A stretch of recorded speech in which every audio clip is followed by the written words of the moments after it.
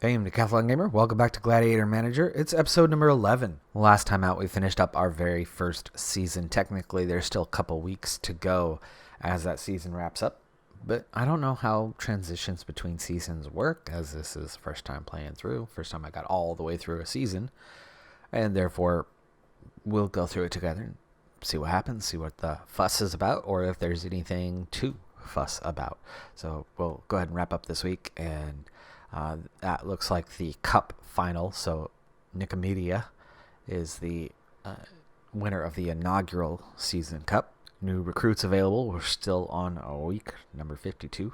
Animatia again. No, that's from last week. Okay. Elia's contract is near running out, so we absolutely need to take care of that no matter what. Looks like included in the year is the playoffs.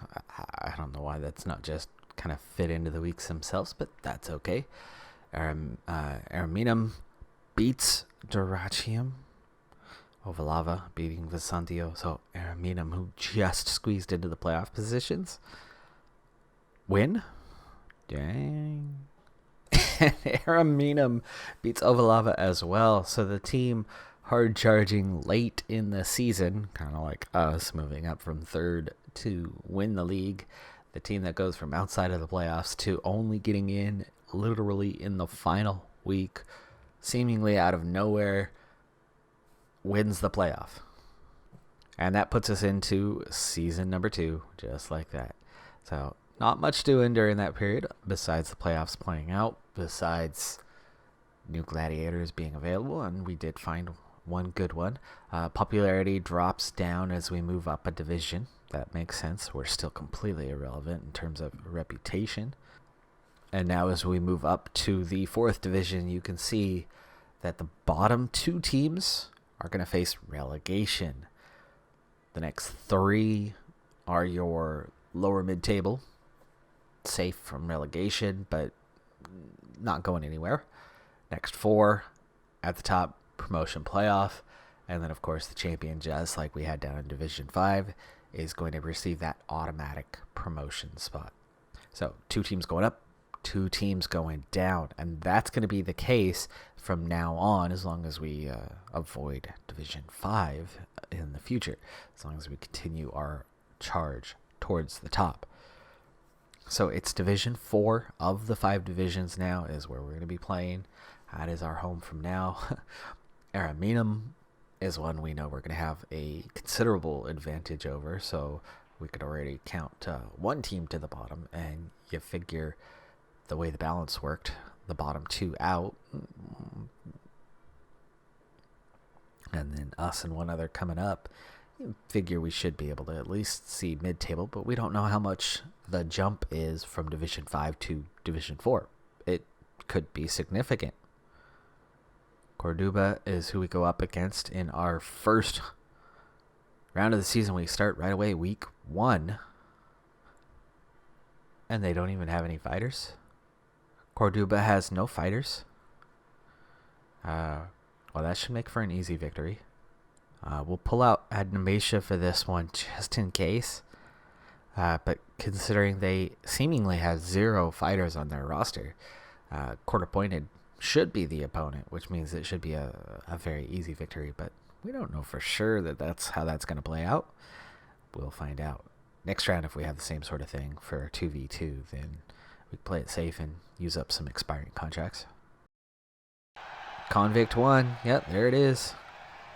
Too easy. Season should open with a very comfortable victory. Very surprised to find a team with literally no fighters in it, and in a single move, Animatia wipes out the Convict, who runs for the hills.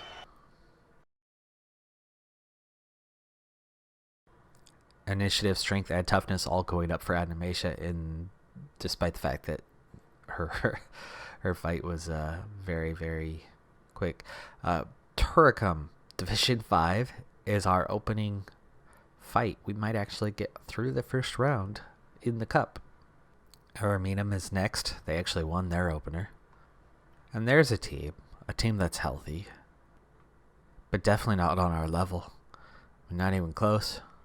We should have a pretty easy time with this. I mean, they have a few choices that are tolerable at best. So pairing, say, Animatia, who we want to continually develop, is always a good thing. And then getting rid of an expiring contract. We have Fred with 2 fights left.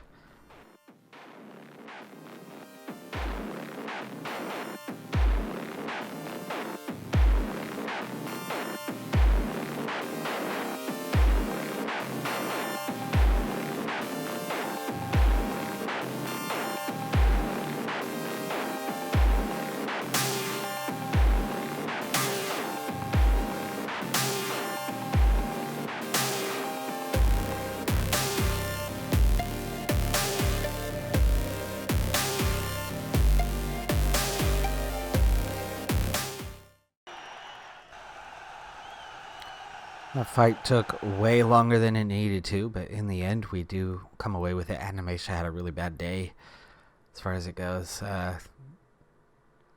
She didn't get either takedown. I could see why the popularity was only a +1. Reputation hits local now with that +1, so that's good. We finally get out of insignificant. Interesting league results so far. It's only been 2 matches. This is far from how the standings will look later on. But the 4 sides that are 0-2, we have not faced either of them. The 2 sides that are 1-1, we beat both of them. So they've both won their other matches, meaning that there's even weaker sides than them that we haven't gone. So that means there's 6 sides that are going to be pretty easy. We're looking at maybe 3 sides that are going to put up a challenge. So right now, I think we're clearly looking at a top 4 scenario, but not necessarily. Cordoba and Araminum, their 2 wins means 2 of those weaker 4 sides are in fact weaker. But that does not mean that all 4 of them are. And we don't know that they didn't both go up against the same side in 2 subsequent weeks. Not likely, but could happen. So, for all we know, it could just be one really weak side, meaning 3 teams that were already better than. It's speculation. It's way too early. We'll see as the season goes on. But so far things are pretty easy. And we're on cruise control. There will be a couple teams here, I think, that at least, anyway, that are going to put up a pretty hefty challenge. Our next opponent is one of the ones that has won both of their matches to start the season. It's a 3 versus 3, so there is going to be a wider selection. All of their fighters are available, so they've had a good start to the season. They're one of the ones that have not lost any of their fights. And looking at the win-loss record, this is a team that's been intact for a while. My guess, based on those records, multiple losses kind of across the board, but a fair number of wins. My guess is this was a team that was in the promotion playoffs a season ago for the 4th division, but did not win. They lost that, so they stay in the 4th division, but good enough to be in the lower end of that. So they've got a decent set of fighters to choose from, and we're definitely going to need to choose our best fighters to counter this because, well, there is some quality. There's absolutely some quality in this. So, Publius here has 79 agility and a number of higher. The leadership is very low for all of them, so they lack leadership across the board within the team. Here is one with a good amount of skill. Aulis, I would think Aulis is probably going to be in the fight. We can tell that we're going to have a leadership advantage, so we should get that matchup sorted. So I could assume that we'll have a gladiator in the fight. And you never know. I mean, maybe they look at our roster and go, yeah, they're going to win. And then they put in some weaker fighters. But based on the win-loss records, actually, I would think that there's a good chance they're not going to just simply take, like, Josie, who's 0-2. that they might actually, go for somebody else. They don't have a ton of discipline. Only one is relatively tough. Sabina could be in the fight. Publius with that amazing agility. Titus with really strong strength. I mean, there's a couple good fighters here. So they could certainly make this hard on us. So we're not going to take chances. Izzy has been aged and is going to be out soon. Let's go ahead and get her in for her final fight. That'll free up a spot for us. Kuroda's a good choice. The newbie will add strong leadership to this one. And then Animatia, I suppose, even though it means we're leaving Elia out. Is that a good idea?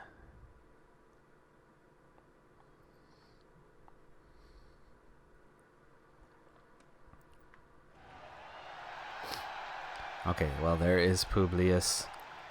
And there's Justina, the 0-2. And then Alice. So they did bring in the one weaker. I think we should be in control here, but you never know for sure. Alright, so they have a gladiator. We don't want to match our leader up with them. The Rotarius. Let's see, we have 2 gladiators. So I'm thinking we're probably going like this.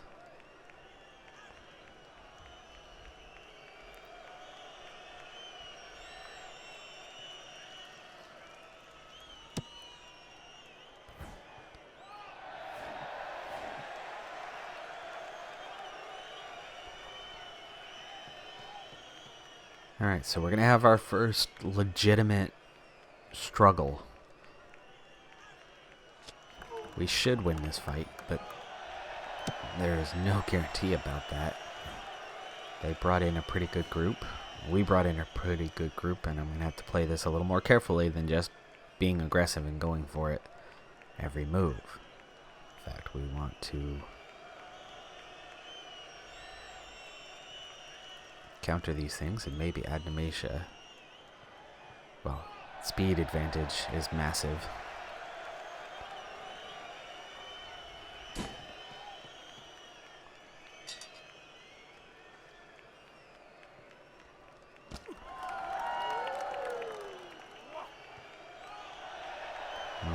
What's wrong with your morale, Kuroda? Kurado?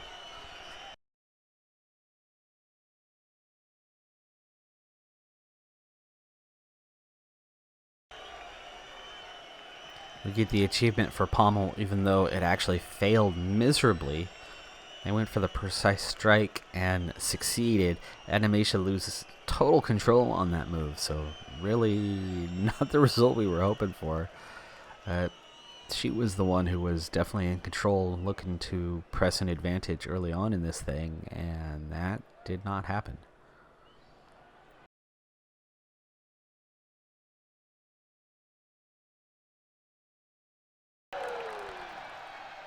Disarm Publius takes some heavy damage to the left hand, assuming he's the one who has severed thumb.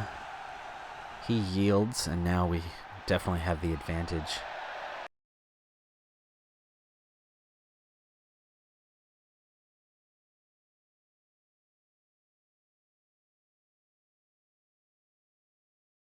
Animatia.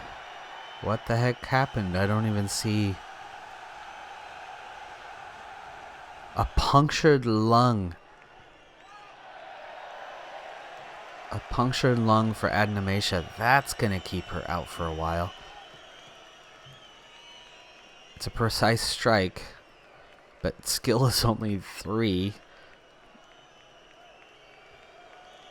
It seemed to be very minor. I mean, I don't even see any damage in here. And I didn't see any damage down here either. So, she gets a punctured lung. Somehow. I mean, like a scratch. And I would imagine with a punctured lung, she's going to be out for a while. So we just went from total control of this fight to suddenly not.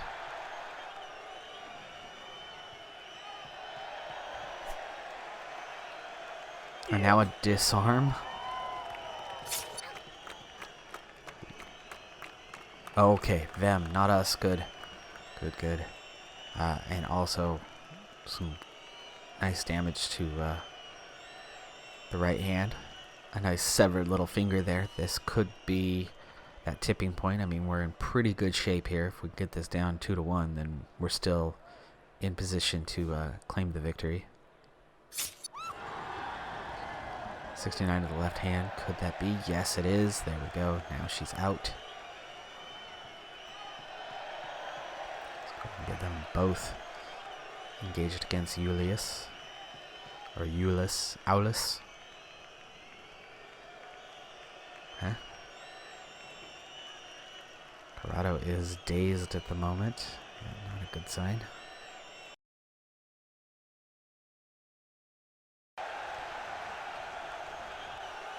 I'd rather get Izzy matched up. For one, this is Izzy's last fight, so I'd rather risk her.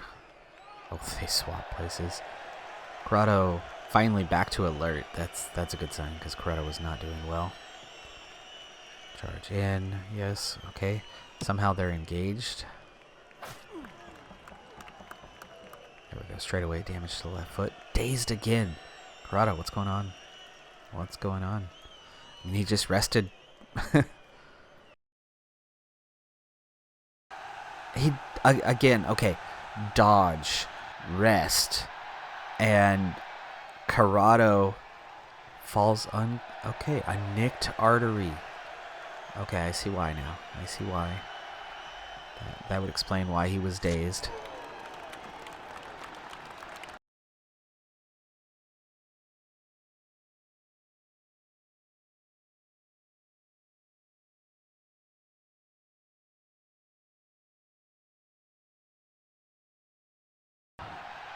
That's probably going to be a loss, I would think.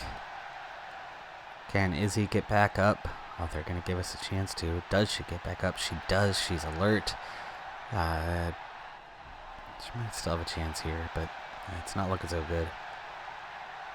Precise blow to the head might be a good thing right now. Oh, she did it.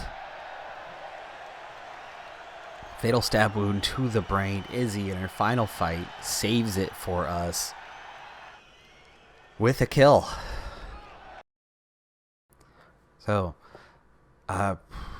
dang, that was crazy. So Izzy took an injury as well. Corrado falls unconscious. Adnamacia takes a nick and to the lung and runs for the hills.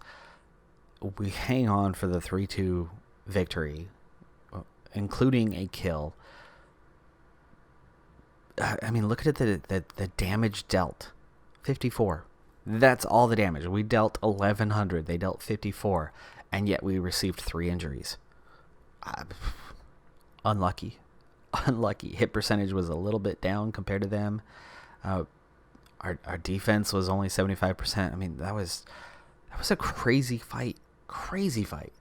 Crowds are getting bigger and bigger as we move up into the higher divisions here, so more money coming in. That's a good thing. Look at that. Every single fight was close. New recruits available. We might need some. Looking at the barracks here, I'm guessing there's going to be some issues. Corrado. Okay, just 3 days.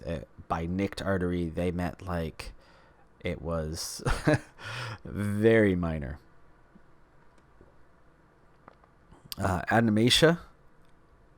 Told you it was going to be a while. Out for 42 days. She cracks into the gold stars. So she's hit that halfway point in progress. Long ways yet to go, but she keeps improving, and that's all nice. But that was ridiculous because it was there wasn't even any damage recorded. So it was nothing but a scratch. Anyway, that one does hurt a little bit. And Izzy's retired. So Izzy's out. So I think we actually did take injuries to all three.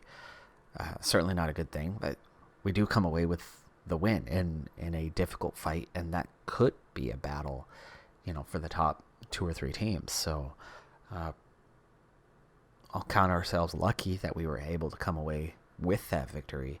But I also don't care for the outcome of one fighter's gone entirely, permanently, and then 2 fighters, in particular Adnamisha, being out.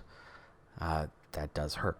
Elia is still good to go. We still have other choices. I mean, it's not like it's suddenly the end of the world, but I think we're heading into a 4v4 next, and we don't have the 4 great choices. Ridovicius is probably going to get called in, even though he's only got 2 fights left. We're going to need him for that. Elia, that's 2 clear choices, but it also depends on who we're going up against and what we're going to need and where to go from there. That is going to do it for this episode, though. I'm Decathlon Gamer. Thanks for tuning in. Be sure to hit that like button. I'll see you next time. Have a good one. Be safe out there, and bye for now.